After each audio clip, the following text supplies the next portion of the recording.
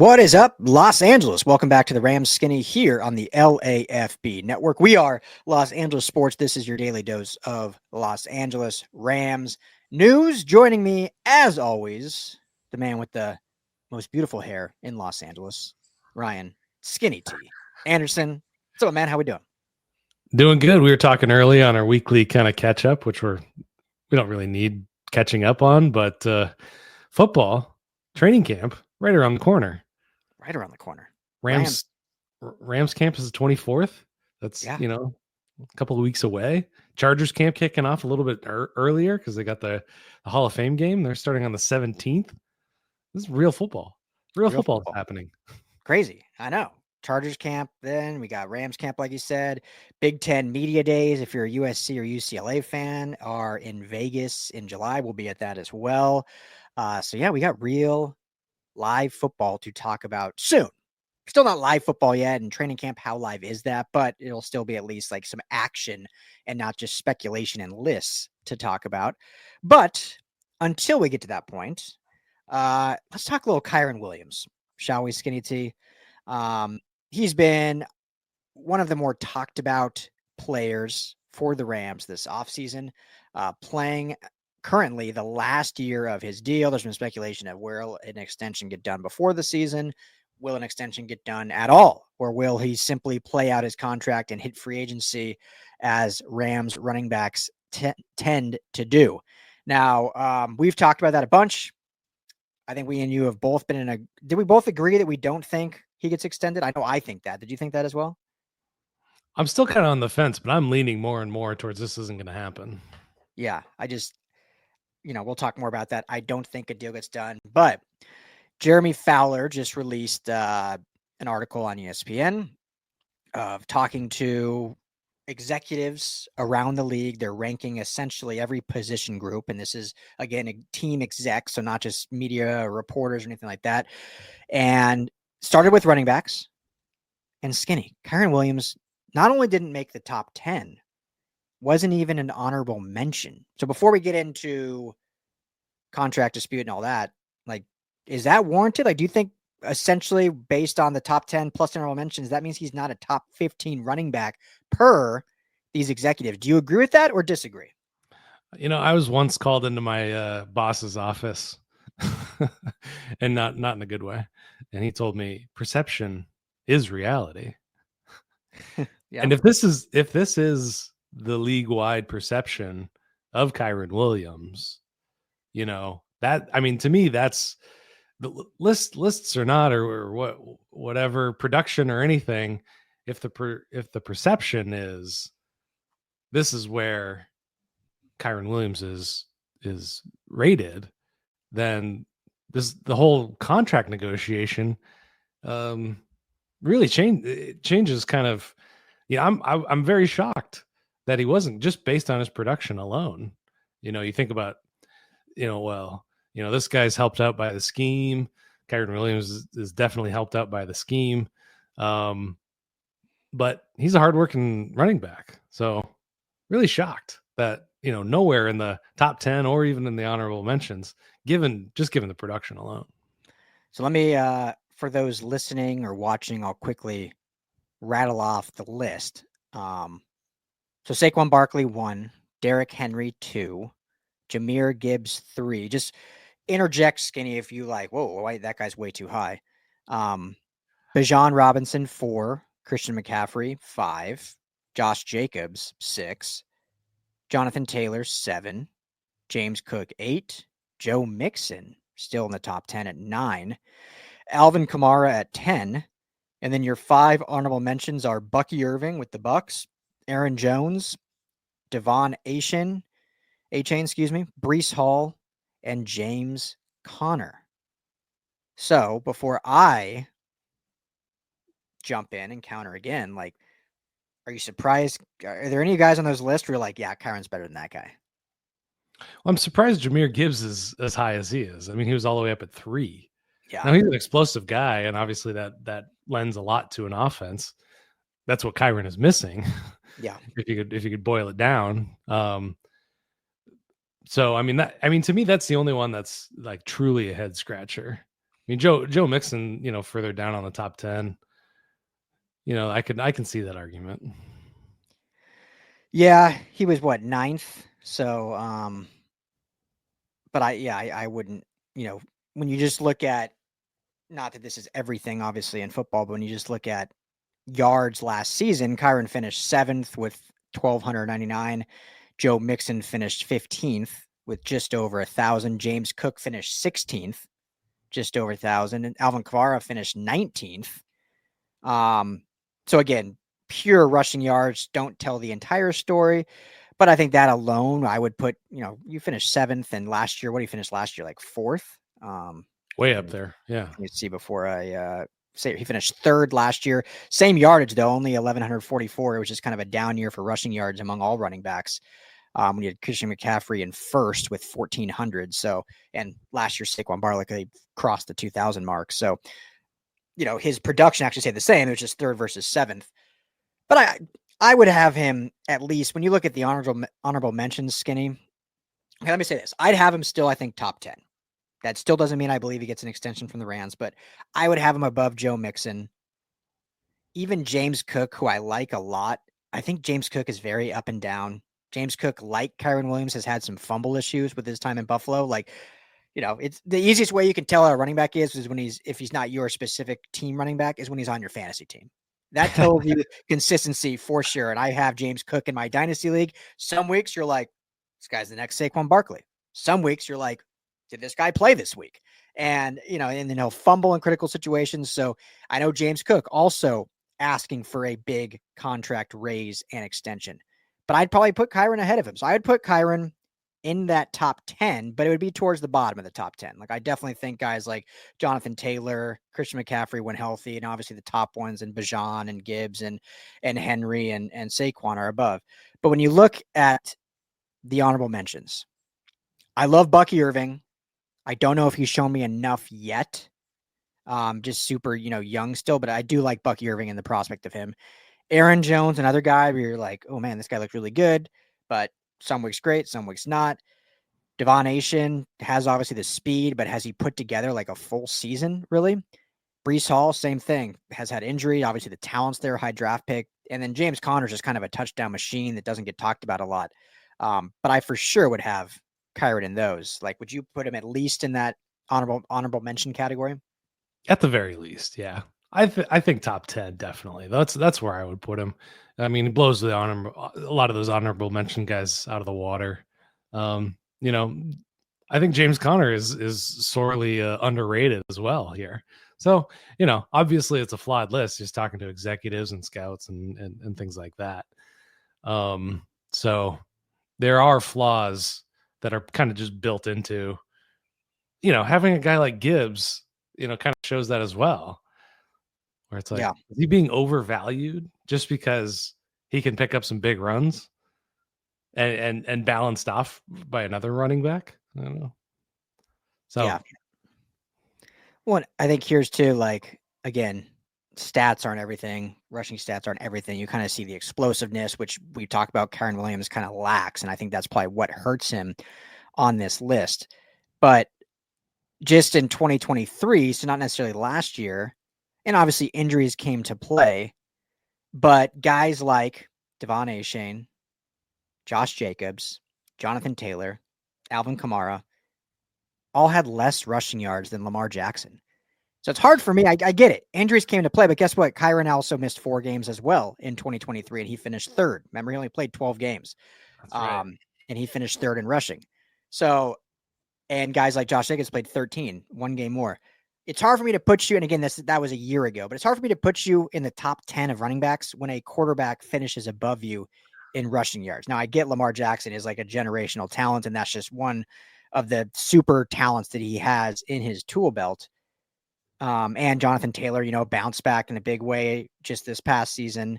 Josh Jacobs bounced back more this past season. But, when that's kind of lingering there, I don't know. Just throwing that out there. and even just this past year, Alvin Kamara only finished with, I'm terrible at math, 35 more yards than Lamar Jackson this past year. And Lamar Jackson still finished with more yards than Devon Achane yet again. And Achane played all 17 games. So I think maybe that's my biggest qualm with this is what is Achane doing, even as an honorable mention? It must just be the speed that like enamors people. The dude had one game of like 240 yards, and I have not seen anything the rest of his NFL career that warrants a higher ranking than Kyren Williams. That'll be my main point right there. Yeah, no, I mean, with some of these guys, you also have to take in consideration their ability to catch the ball. Mm-hmm. And, Alvin Kamara kind of, tucks in there a bit. And, that's always been a head scratcher for us is why Kyren Williams isn't used more in that way. So while he's been great for this gap scheme between the tackles run game, not utilizing him as he was utilized at Notre Dame as a pass catcher, that's a ding against him that he has no control over. I was talking to Todd Gurley about it once, and I was asking him, like, what's the difference between a running back that can catch the ball and one that doesn't? He says it's just scheme, it's just play calling. It's according to him anyway, all of these guys have the ability to be utilized in the passing game. Hands, might come into play there, but according to Todd Gurley, there you are. I love how you just loosely drop. I was talking to Todd Gurley, Rams legend. When you work in the circles that we get to, sometimes you brush elbows with people you get to have a conversation with occasionally. Yeah, but that's honestly a really good point. I think you've said it before, but I'm glad you brought it up again because while all of these running backs are not like they don't have the hands of like Jamar Chase or Puka Nacua or these top receivers, that's partially why they're running backs. Also, their size plays in that as well. But almost all of them can catch a wing pass out of the backfield. Like, right, you're not even the guys that are the elite kind of pass catching backs when you talk about Christian McCaffrey and Alvin Kamara. Now, Christian McCaffrey's a little different. Obviously, at Stanford, he was used a ton as a like true receiver in the slot. And even with his time with Carolina and now at San Francisco, they've used him a little bit differently. But Alvin Kamara, like I don't have it in front of me, the splits in front of me, but most of his catching is designed running back catches out of the backfield that are, short little, whether it's a quick little dig route, whether it's, a running to 5 yards where the linebackers are and finding a soft spot in the zone. Like they're not running fly routes and running 9 routes and running deep crosses. And no running back's really doing that. Maybe Christian McCaffrey. So to your point, as long as you have the ability to catch like a 5, 6, 7 yard lob pass out of the backfield, like all these guys can do it. It's up to the scheme and the coach to put them in a position to utilize that skill set. And for whatever reason with Kyren Williams, we haven't seen it a lot. Now he's had some opportunities squandered. I can think of a couple times where balls hit him in the hands and it turned into an interception because they deflected up. But there's been other times he's turned really nice plays into those short yardage catches. So I don't know if just the trust isn't there, whether it's from Stafford or McVay. So I don't know if that's on him or if it simply is, hey, he could be a lot better. He unfortunately is just not getting plays drawn up for him, which we've talked about even with receivers as well, a la Tutu Atwell, which I'm sure we'll talk about on another show. So I don't know. That's an interesting point. It's a really good point. So Skinny, let me ask you this, and we'll wrap this segment up. So I think we both agree, especially when you see, again, executives, that doesn't mean that they're all Rams executives, obviously, but a lot of executives talk. They all get dinner all the time. They're all eating, shrimp, crawfish, and everything down at the watering hole in Indianapolis during the combine. Shrimp cocktail, not crawfish too, I think they have there, but at the old St. Elmo Steakhouse. So they all chat. And this list, certainly, as you alluded to, kind of sets the stage for the expectation of what Kyren Williams will get in the open market, which if you're not top 15 running back, if you're not top 5 running back, like you're not hitting double digits. So does this better the Rams for the sense that they could actually sign him back because maybe he will see the market is cool on him, so he'll sign for cheaper? Or does this really show that the Rams are just not going to do anything to sign him and let him hit the open market because he's not going to get much from anyone? Yeah, I mean, so the reporting that I've seen is that Drew Rosenhaus's agency is looking for 14 to 16 million. And Spotrac says he's worth a little over 10 million per year. This is what we're talking about, average per year. Jordan Rodrigo, the Athletic, bid a farewell to her. She's on to other pastures. I won't say greener pastures. There's no better pasture than covering LA sports. She, in one of her parting columns, talked about this contract, saying the Rams won't make him one of the highest paid. They're not. That's not even on the table. Yep. So, I mean, that's where the negotiation stands right now. That's why I'm leaning against it happening. Kyren's not in a position, as far as we know, he's not been granted permission to talk with other teams, in terms of finding a trade partner or exploring the open market. He's under contract. So I think it's, there's a stalemate there. And, when we're talking about bargaining leverage, Kyren Williams has some bargaining leverage, and it's not just his production. It's been his usage. He was used as a running back 400 times last season, 400 snaps. That's the third most in the league, just behind Derrick Henry and Saquon Barkley. Yeah. There was no other running back that they would put on the field and felt confident with. Do they feel confident? Is there a greater confidence in Blake Corum and Jarquez Hunter this year? Is his usage going to drop significantly in 2025? These are all questions that play into that. That's his leverage. And another thing in his favor is, hey, listen, 2023's offensive line was fantastic. 2024, you guys botched that. That's not on me.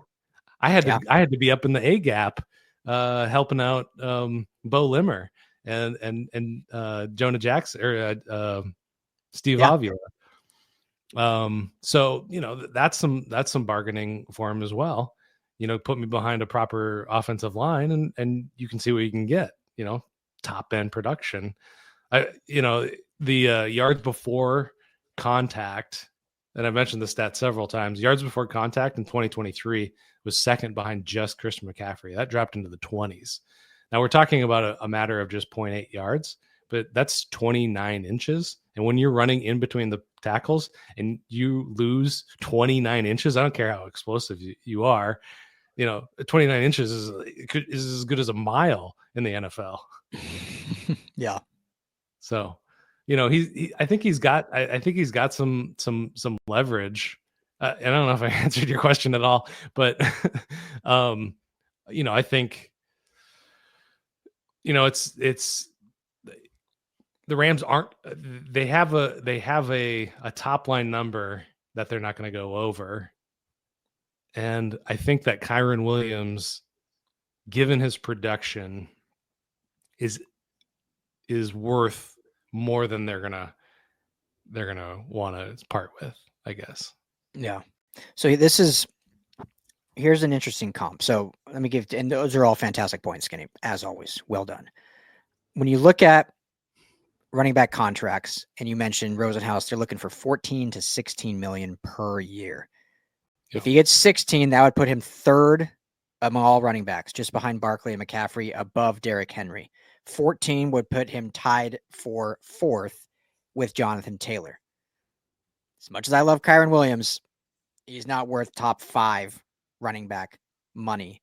And again, the production is so hard on running backs. I think a lot of things you said, you got to look at some of the other analytical points and some of the other things that you bring to the game. But if we're just looking for the sake of not getting too granular and we're just looking at kind of production, there's a player that just signed in Los Angeles with the Chargers on a 1-year deal, former first-round pick with very similar production, and he signed a 1-year, $9.5 million deal, and that is Najee Harris.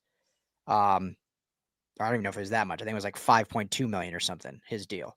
I think it's 5.2, can earn up to 9.5 in incentives, I think. So base salary, 5 million.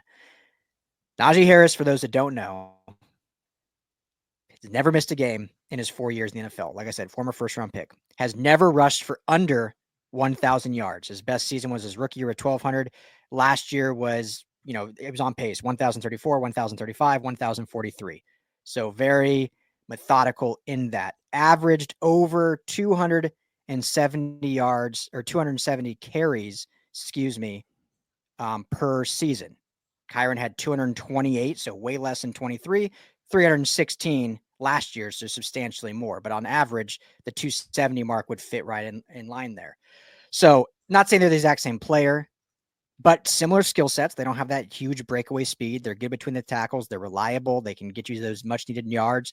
You say it all the time, like, hey, if you want a guy to get you 4 or 5 yards, Kyren's your guy. Just don't expect the 20, 30 breaks.